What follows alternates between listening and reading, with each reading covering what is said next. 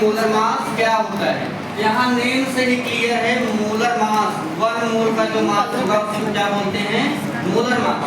तो देखिएगा molar mass है क्या, the mass of 1 mole chemical species, 1 mole chemical species का जो मास होता है उसी को हम क्या बोलते हैं, मोलर मास। और जो मोलर मास की यूनिट होती है वो क्या होती है, ग्राम पर मोल। मोलर मास की यूनिट क्या होती है, ग्राम पर मोल। अब इसका एक एग्जांपल देखिए, जैसे molar mass of H2O, molar mass of water molecule.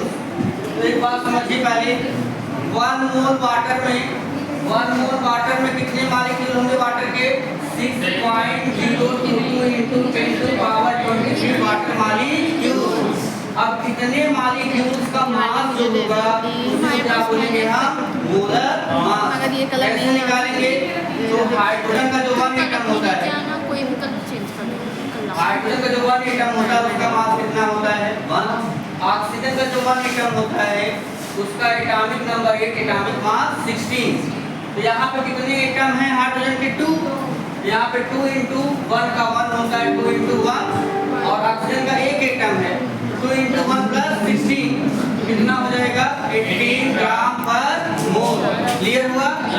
ऐसे जान लीजिए molar mass of sulphate ion, तो सल्फेट आयन में सल्फर है और ऑक्सीजन, एक सल्फर का मास 32, तो यहाँ पे एक ऑक्सीजन का मास 16, तो सल्फर यहाँ पे अकेला है, एक सल्फर कितना है 32 प्लस ऑक्सीजन के 4 एटम है, तो यहाँ पे लिखेंगे 4 into 1 का 16, 4 into 16, तो 32 plus 16 हो जाएगा 64, दोनों को ऐड करके कितना आएगा, 96 ग्राम पर मोल। तो ग्राम पर मोल में जो मास होता है उसे क्या बोलते हैं, मोलर मास। 1 मोल का जो मास उसे क्या बोलेंगे हम, मोलर मास। अब हम आपको आगे सिखाएंगे कि कैसे नंबर ऑफ मोल निकाले, कैसे हम नंबर ऑफ मोल निकालेंगे, समझ में आया। और नंबर ऑफ मोल पता चल जाएगा तो उसको जो है आप इसी में इंटू कर देंगे, क्लियर हो जाएगा। चलिए उसको आगे हम आपको बताएंगे।